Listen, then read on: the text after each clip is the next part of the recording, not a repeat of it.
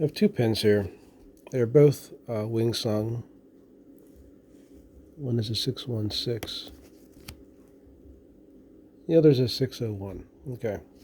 They're both clones of the Parker 51, which is an iconic pen Parker made during World War II. Many ways called the pen that won the war. Okay. Here you have it in blue, this nice sparkling color, ink window. It has a button filler on this one.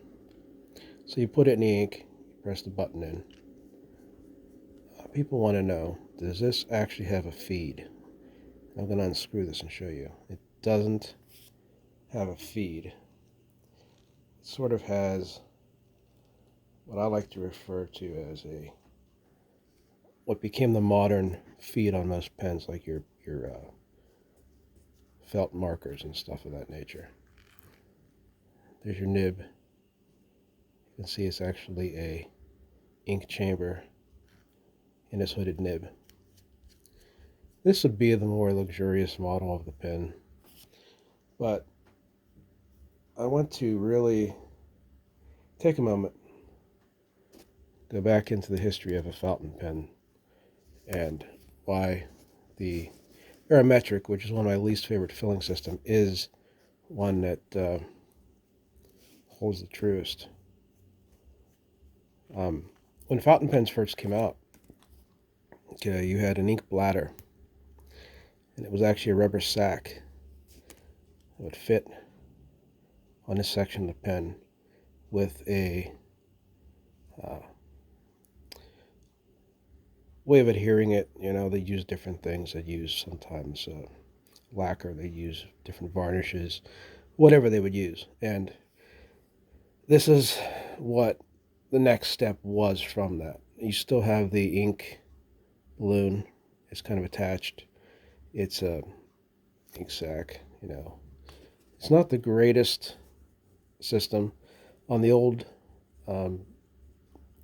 pens with a bar on it that had the ink sac, you would have it on the outside of the pen, and you would press that to fill the pen. This was the next step up. It's very simple. It still works very effectively. Okay, it's still a hooded nib.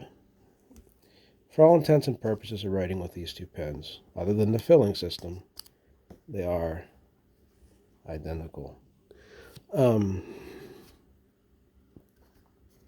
The only other difference is the jewel at the top. The one doesn't have the jewel. You see the jewel. Really, these are minor things, but I like this pen the most. This is one of my most favorite, the most beautiful pens that you'll ever find. It really is gorgeous. It's simple. It's iconic. It's got that 1950s, 1940s feel to it. You just can't help but love it. You can't help but feel so much love with this pen.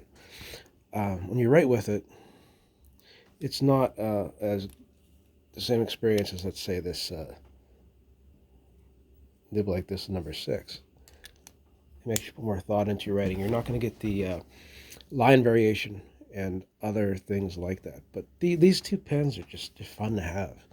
You feel like you're holding a piece of history. And one of the nice things about it, because they're a clone, you're not going to ruin an antique pen by using it.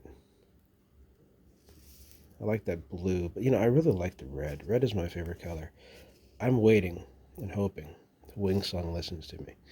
Could you make this in a red glitter sparkle that just, I love it. I love it.